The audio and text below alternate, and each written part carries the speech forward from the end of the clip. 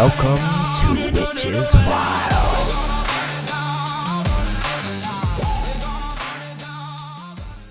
Well, hello, you beautiful witches.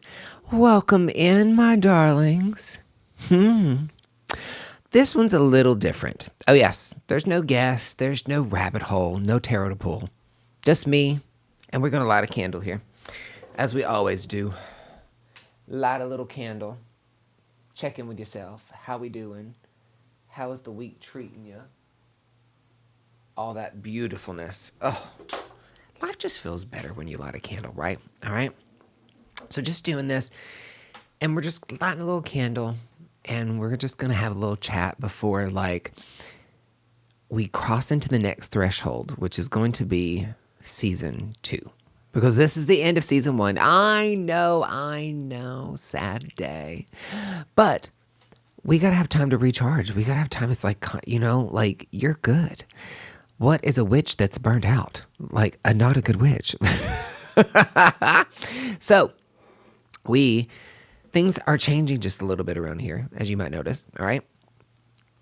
Season 1 comes to a close today in a beautiful way, all right? But here's the thing. I want to actually honor all that it was, all right, before we kind of blow past that, like we do in everything in our life. Too many times we do something, we're like, okay, honor the next one, blah, blah, blah. And we really don't take time to really recognize. And my cards today was kind of 3 of Cups. It was like, take time to fucking celebrate. We did a lot, all right? Season 1 was not nothing. Season 1 was this will be the 48th episode. It was a ton. So much so I had to make my notes here. We did. All right. It was real work. A lot of you guys got to know us and what we're about. Witchcraft, without the bullshit, all of this stuff. But we also woke a lot of you all the hell up. All right. It was real and it was necessary for a lot of you. And for a lot of you, it was kind of the beginning of something you really can't put back in the box. Like, honey, we didn't just lightly lift the veil. Honey, these witches, we burned the veil completely the fuck off. And it's, for a lot of you, that as you message in, life is not the same. They're like, holy God, you woke me up. I was a witch and I was trying to figure out where I was at. And then you really ripped the veil off some stuff. And I'm glad I found you now. Here we are. Some of you are in the coven and we're helping you reclaim your sovereignty and teach you witchcraft without the bullshit. And it was a lot, but a lot of you guys have been like, yep, there's no going back after this. And that's very true. There's not. All right. And we went places most podcasts wouldn't dare to go.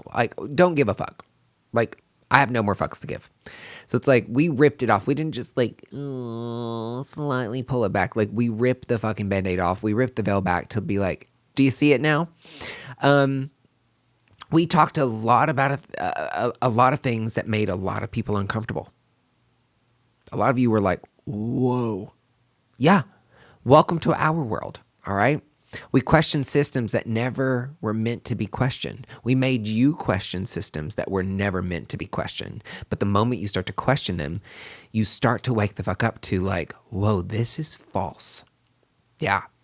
Aren't you a witchcraft podcast? Yeah, we are. And season 2 is really going to dive into that. But a lot of people are walking through life asleep. They're walking through life with a veil over their eyes to this false reality that's hindering your magic. It's hindering your manifestation abilities. It's hindering whatever you want to call it. It's hindering you. And you're asleep. And an asleep witch is not a very powerful witch. Tea's delicious today. All right. So when you question systems that weren't supposed to be questioned, religion, the government, a lot of the shit that you see going on, all the files, all the shit that we uncovered, makes you think twice about some things. Okay. And we dragged conspiracy into the light and called it what it actually is, which is basically pattern recognition for people that are paying attention. And the truth, I think right now we're 100 for 100 accurate.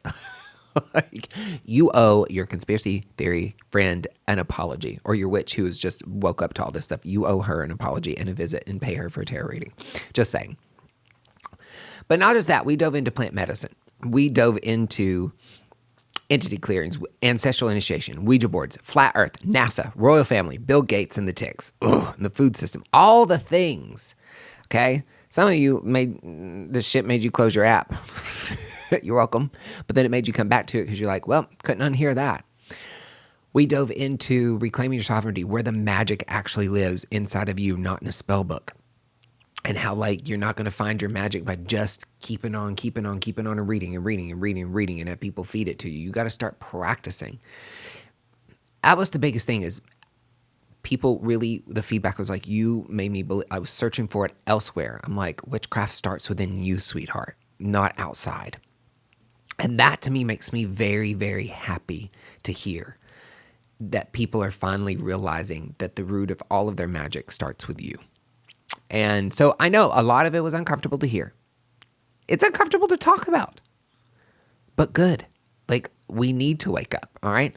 The discomfort of all of it, that was the point, all right? A witch who is comfortable is a witch who's not growing.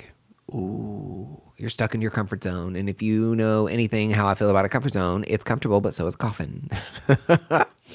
So some of you all really had a hard time with what's going on. And we get that, all right?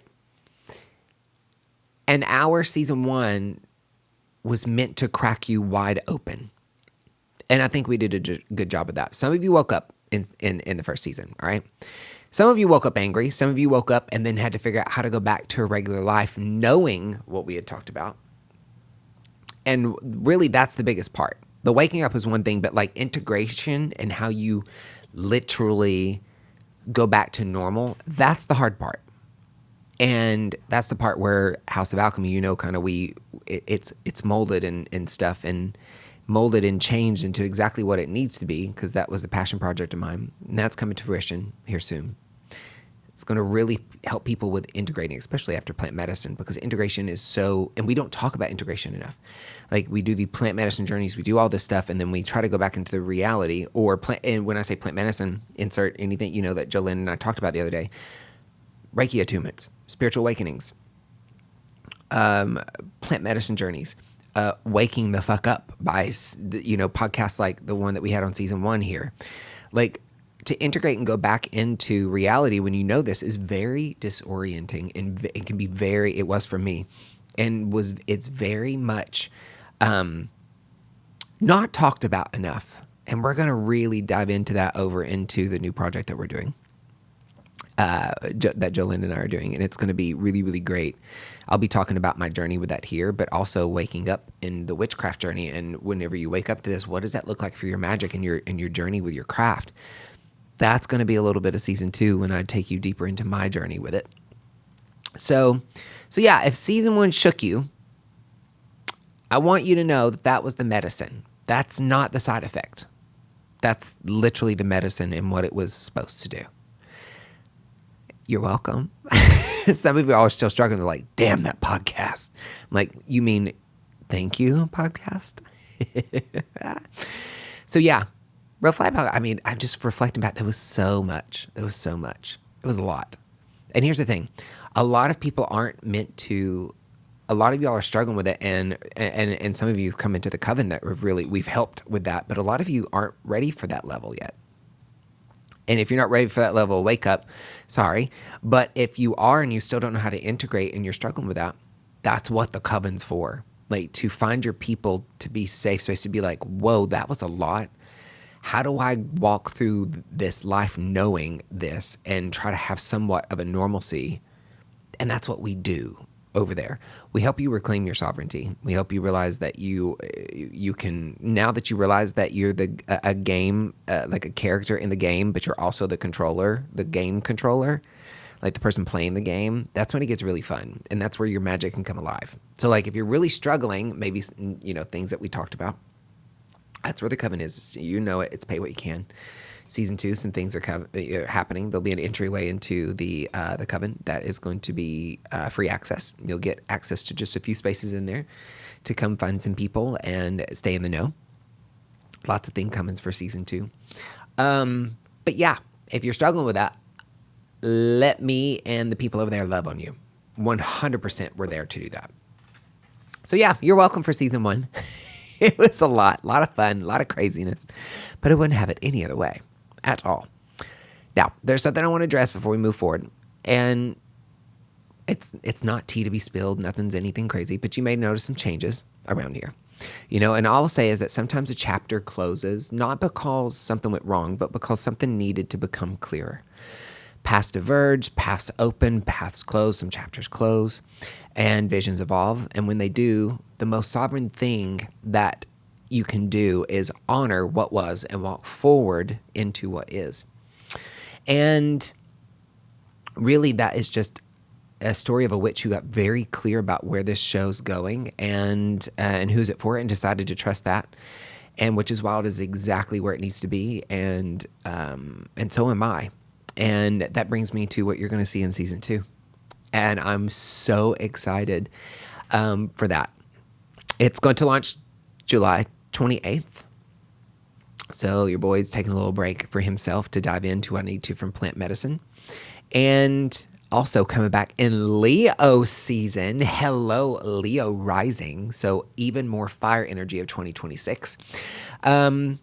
And it's going to feel different. It's not softer. It's just going to go deeper. All right. We're not abandoning the disruption. I am definitely not going to stop disrupting your life, because that's how we grow. It's kind of the DNA of the show. It always has been, always will be, for sure. But we're getting more intentional about it. Kind of less chaos for the sake of chaos and shock, which is always great, but there's more to that. There's going to be more craft, more real conversations. I'm going to do some interviews with a lot more witches and talk about different aspects of the craft. And it's Witches Wild. The witches are going to get wild. And I'm going to get witches across the world to be able to bring so many different aspects of witchcraft for you. And talk about the real stuff with inside of witchcraft that we really want to know. Like the real witches that have... that's actually doing the work. Let's see what that looks like in real time and what we can learn from it and what we can alchemize that into our own path. And I'm super excited about that. More of my own journey with it. Because I've been in the craft for six years now. But I am not the mage of 20 years. I'm really kind of like the hermit card. I am on my own path with my lantern over here. And I'm just ooh, hey y'all. You want to come with me? Look at what I'm learning. Let's go together. That's kind of what I want season 2 to feel onward, and also what the coven kind of is.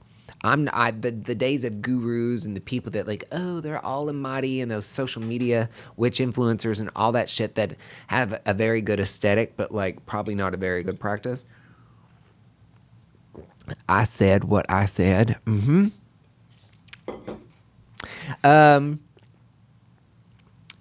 Those days are dying out. And we're realizing that nobody's really a guru on anything. Some of us just may have more knowledge. And as I go along, I want that to feel the thing is, as I learn and grow, you guys can do the same thing right along with me. And of course, we are going to fucking laugh so much along the way, because nothing I do will never not involve humor. The day I stop laughing and the day I stop doing this is the day I die. Because if I'm not laughing, I don't want any part of it, my darlings. I don't. Okay? It's what's happening. Season 2 is kind of where we stop waking up and actually we start living like we're awake, especially with our craft. A lot of season 1, we woke up to, wow, I call myself a witch, but I'm not really doing anything. Well, we now know why we're not doing anything, because you're living in a society that has kept you just flat on E. And hopefully in season 1, we kind of filled up that tank a little bit, But season 2, it's instead of, if season 1 was holy shit, holy shit, holy shit. Well, season 2 is okay, well, now let's go through life awake. Yeah, let's integrate that more. We reclaim the craft. We keep reclaiming the word witch. We reclaim our sovereignty, which is still, because it feels like it's taken away from us. Literally, you, as you know, when you wake up to this shit, it is life shattering sometimes. And that can feel like you're powerless. Or what do you do when everything's kind of stacked up against you? Well, you go to the one thing that you can change, and that's you and how you respond and how you act and how you react. And that is part of reclaiming your sovereignty. Not panic, planning and preparing. And it's super important that with all the stuff going on, if you didn't learn anything from season 1 besides this, that like shit is not as it seems. You can't trust anything. The biggest thing that I want you to take away from season 1 before we get into season 2, because that sovereignty is such a big part of it. Season 1, you can't trust anything. But the only thing that you really can trust is the voice inside, our intuition. You have to have so much discernment right now, especially as things start to go. One of the things that we didn't talk about, Project Bluebeam. It's about to happen. Like, we already see it happening. And it's, if you don't know it, look it up. But it's basically, they're using holographic technology to basically, they're going to do two things. They are going to fake an alien invasion. Why do you think the age of disclosure is right now? Like, they're going to fake an alien invasion to be like, oh my God, to basically further their agenda of the one world government, the NWO. And it's going to cause, oh my God, alien invasion. We all have to come together. And then all of a sudden, then it's like, okay, then let's continue to be this one kind of agenda. Look it up. Like, all the military, we all, around the world, we all combining together into one military.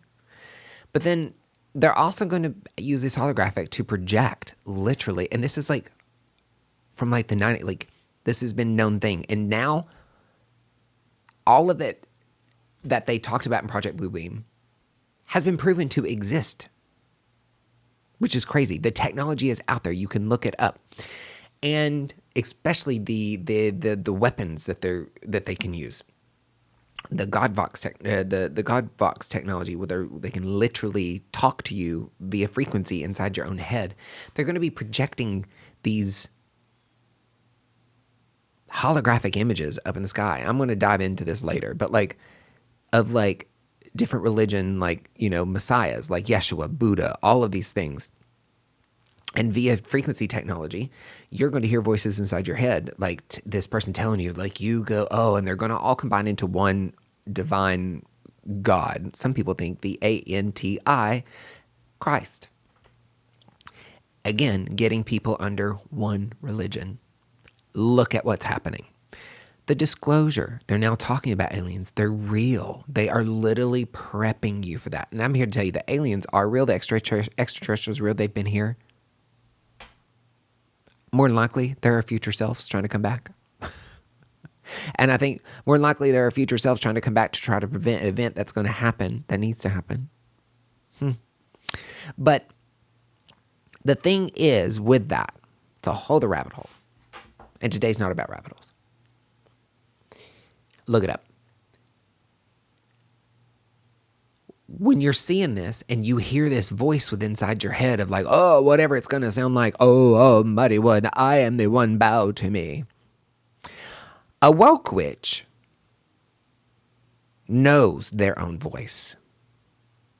A woke witch knows the sound of their intuition. One that is in touch with their intuition and does the work daily to stay sovereign knows the difference. They can discern between what is theirs and true and their higher self and intuition and when it's their guides versus whenever it is something manipulating you via frequency and being controlled. And that is more important. That's what I want to say closing out season 1. It's so important more than ever right now to use your discernment and take this time to really get in touch with yourself. Shut off the noise, get rid of the bullshit, get in touch with yourself. So when this shit hits the fan, because it's happening sooner rather than later, you're prepared. You don't fall trapped to it because you know the difference between your intuitive voice, your higher self, and your guide's voice, and this thing that's in your saying, hey, you, look up in the sky, worship me. Like, you know when something is fake and when it's real. And that really gets to the root of all of season 1. Literally is the whole point is to wake you up to this so you can reclaim your sovereignty and have a level of discernment where you go through this world that's so fucked up with new eyes and new ears, a new soul, a new being. So you know what's real and what's not. And that is the message I leave you with season 1 as we close out. It's more important than ever to get in touch with yourself. Know your human design. Know where your intuition lives in your body. Know what it sounds like. Is it a sacral, loud sound? Yes. Or is it like an emotional wave where you got to like ride it out a little bit? Or is it splenic and a little bit softer? Where does your intuition live in the body? Get out of the mind because they're going to fucking try to control this. If you're a witch, get into your craft. Tune out the noise. Get in touch with that inner self. Know what's false and a fake voice and what's yours. Meditate. Do the spell, even if it's messy. Do the thing, even if it's messy. Get outside. Connect with nature. Connect with what you know. Please, please do these things to be able to get back in touch with who you are at your core and reclaim your power. So therefore, you are your own being moving forward. You're your own sovereign witch that knows better, honey. Okay? So yeah, season 1, we lit the match. Season 2 is when we start tending the flame. And I'll launch that July 28th. But until then, right, you have got some homework. It's time to actually start practicing your craft instead of reading upon it and pretending. And dive into yourself, honey. So that way, when the bullshit hits, you know exactly what's yours and what's not. Whew. And like I always say, you are not broken. You are a beautiful masterpiece just as you are living in a very fucked up society. And as long as you follow with us, you're going to be a sovereign one that knows exactly the real from the bullshit. And you're always, always safe here. If you need a place to come with your people, the coven's always open. Open arms, links down below. Make sure you like and subscribe. Send this out to a fellow witch or a fellow person that's waking up or needs some help. Follow us on Instagram. Everything is below. I love you so much. Thank you for tuning in. Thank you for following us. Thank you for trusting me on this journey and this podcast and the platform. And Hunties, I'm just getting started. I'll see you in season 2.